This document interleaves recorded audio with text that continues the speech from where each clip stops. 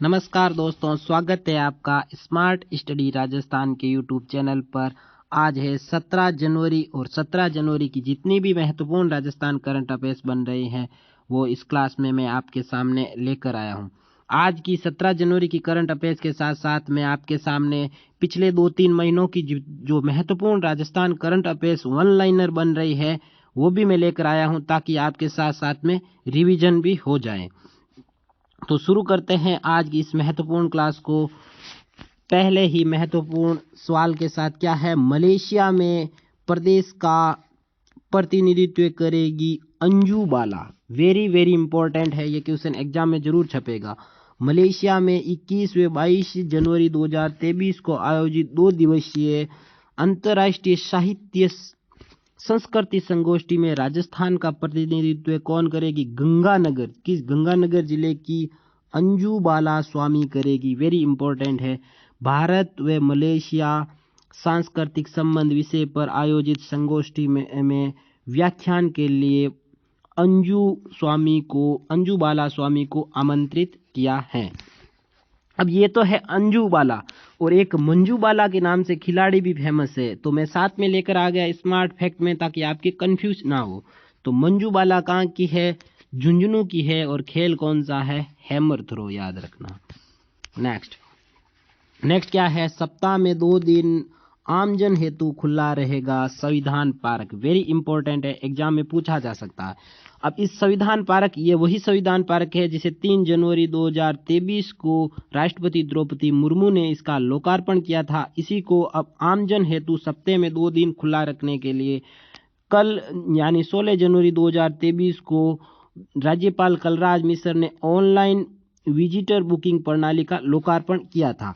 अब ये कब कब खुला रहेगा? राजभवन जयपुर में नवनिर्मित, अभी निर्मित हुआ था संविधान उद्यान आमजन के भ्रमण हेतु सप्ताह में 2 दिन। Very important. या तो ऐसे पूछेंगे सप्ताह में कितने दिन, तो 2 दिन। 2 दिन भी कब कब? शुक्रवार और शनिवार को ये खुला रहेगा। इसके बारे में मैंने बता दिया, विजिटर बुकिंग प्रणाली के बारे में। अब इससे संबंधित स्मार्ट फैक्ट में मैं वही चीजें लेकर आता हूं जो हाल ही में घटित होती है, जो आज की करंट अफेयर्स जैसे उस दिन की डेली करंट अफेयर्स पर आधारित होती है, उससे संबंधित जो भी पुरानी करंट होती है उसमें साथ साथ में आपके हो जाती है। इसलिए स्मार्ट फैक्ट में मैं वो लेकर आता हूँ। तो क्या है? राष्ट्रपति द्रौपदी मुर्मू ने 3 जनवरी 2023 को जयपुर में राजभवन में नवनिर्मित संविधान उद्यान का क्या किया था? लोकार्पण किया था। संविधान उद्यान की बात आ गई तो इसको स्मार्ट फैक्ट में हम अच्छे से देख लेंगे, तो ताकि इससे संबंधित जो भी क्वेश्चन आए वो हमारे गलत ना हो।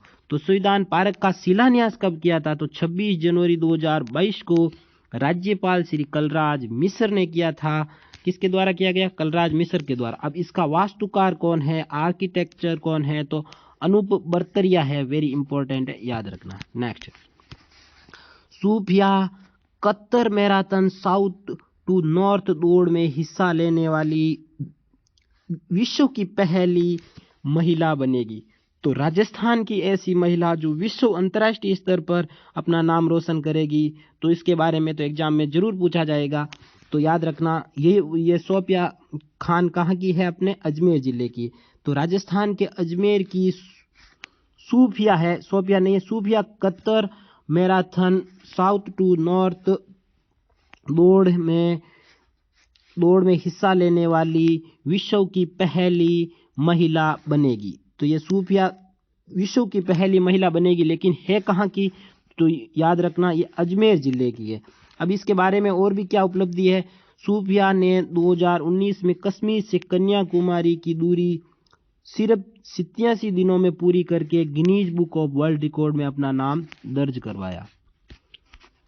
नेक्स्ट, राज्य में संचालित जीरो टॉलरेंस नीति, ये बहुत ज्यादा चर्चा में चलती है हर बार। तो ऐसे क्वेश्चन पूछा भी जा सकता है, भ्रष्टाचार के खिलाफ है, तो ऐसा पूछा जा सकता है क्वेश्चन में कि राज्य में संचालित जीरो टॉलरेंस नीति किससे संबंधित है?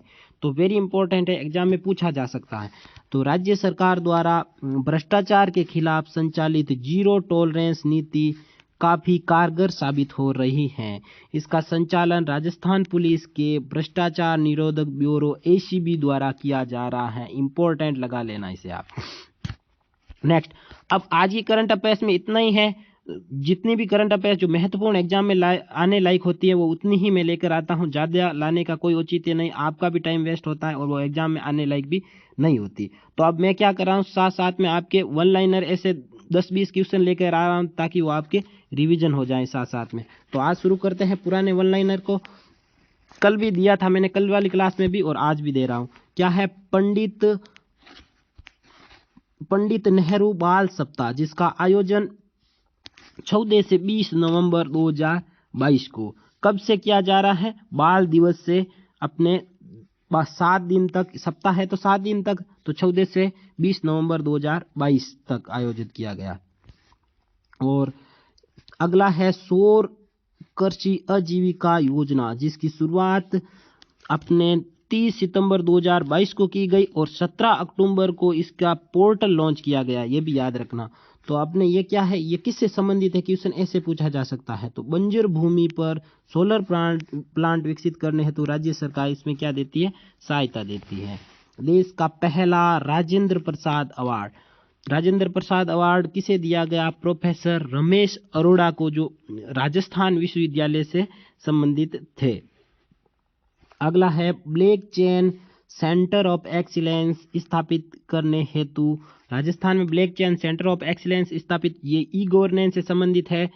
तो इसकी स्थापना करने हेतु किसके साथ एमओयू हुआ, मतलब समझौता ज्ञापन पर हस्ताक्षर हुआ। तो किसके साथ हुआ था? ट्रिपल आईटी कोटा, आईआईटी नहीं है, ट्रिपल आईटी कोटा, याद रखना।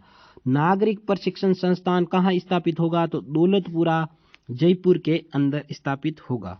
अब यूके में, मतलब यूनाइटेड किंगडम के वन यंग, या एक या वन सेम ही है, वन यंग वर्ल्ड समिट में भाग लेने वाली एकमात्र राजस्थानी कौन बनी? तो ये है अपने तस्नीम महजबीन। तो चर्चित व्यक्तित्व में पूछा जा सकता है, ये कहाँ की है? उदयपुर की है। अब 108 एम्बुलेंस की तर्ज पर, किसके तर्ज पर, ऐसे भी पूछा जा सकता है क्वेश्चन। नई मोबाइल यूनिट, ये किससे संबंधित है? पुलिस से संबंधित है। नई मोबाइल यूनिट कहाँ गठन, कितनी नई मोबाइल यूनिट गठित की गई? 500। इन पर कॉल करेंगे हम तो 112 नंबरों पर तो कॉल करेंगे तो ये क्या आएगी, अपने ये मोबाइल यूनिट काम करेगी, जो पुलिस वहां पर सहायता हेतु आएगी। तो कितनी मोबाइल यूनिट का गठन किया था? 500 का, याद रखना। नेक्स्ट, ट्रांसजेंडर के लिंग परिवर्तन सर्जनी हेतु उत्थान कोष, वेरी इंपॉर्टेंट, सबसे ज्यादा चर्चा में चल रहा है। देश का पहला ऐसा राज्य है राजस्थान जो ऐसा उत्थान कोष का गठन किया जाएगा। और कहाँ किया जाएगा? ये कोटा जिले के अंदर किया जाएगा, याद रखना। 5वां दक्षिण एशियाई भूवैज्ञानिक सम्मेलन, जिसे जियो इंडिया 2022 नाम दिया गया, आयोजन कहाँ हुआ था? जयपुर में हुआ था। वेरी इंपॉर्टेंट है, एग्जाम में पूछा जा सकता। अंगदान को प्रोत्साहित करने वाली फिल्म को राज्य में टैक्स फ्री किया गया, इस फिल्म का क्या नाम है? ए जिंदगी। 36वें राष्ट्रीय खेलों में राजस्थान का कौन सा स्थान रहा? तो ये रहा था 20वां। और पदक कितने जीते थे? अपने टोटल 30 जीते थे, जिसमें 3 गोल्ड थे, 3 सिल्वर थे, 24 ब्रॉन्ज थे, टोटल 30 पदक जीते थे। अंतर्राष्ट्रीय बालिका दिवस पर प्रदेश की छात्रा को भारत में कनाडा की 1 दिन की उच्चायुक्त नियुक्त किया। किसको किया था? ये किया था कायरा खन्ना को। और कायरा खन्ना कहाँ की निवासी है? अजमेर की निवासी। कांस फिल्म फेस्टिवल में इंडिया को रेड कारपेट पर रिप्रेजेंट करने वाले पहले भारतीय कौन बने? तो वो बने थे अपने मामे खान। मामे खान कहाँ के निवासी है? जैसलमेर की निवासी है। तो आज की करंट अफेयर्स में इतना ही है। आप रोज क्या करें, 10 मिनट करंट अफेयर्स के लिए दे दिया करें, जिसमें मैं डेली करंट अफेयर्स के साथ साथ आपके पुरानी करंट अफेयर्स जो भी है 6-7 महीनों की पुरानी, वो सारा रिवीजन करवा दूंगा, ताकि आपके एग्जाम के टाइम बिल्कुल भी लोड नहीं हो। तो 10 मिनट बस आप करंट अफेयर्स को दे दिया करना। राजस्थान करंट अफेयर्स का आपके कोई भी क्वेश्चन गलत नहीं होगा। तो आप हमारे Telegram channel smart study Rajasthan Telegram channel को ज्वाइन करें। वहां पर आपको पीडीएफ भी मिलेगी, इसके साथ साथ क्विज भी मिलेंगे, महत्वपूर्ण राजस्थान करंट अफेयर से संबंधित, राजस्थान जीके से संबंधित। तो इस चैनल को ज्वाइन करने के लिए या तो सर्च कर लेना आप टेलीग्राम पर जाकर स्मार्ट स्टडी राजस्थान, या फिर वीडियो के डिस्क्रिप्शन बॉक्स में लिंक डाल रखी है, वहां जाकर भी आप ज्वाइन कर लेना। तो वीडियो को ज़्यादा से ज़्यादा लाइक करना, शेयर करना, चैनल को सब्सक्राइब करना। धन्यवाद दोस्तों, जय हिंद।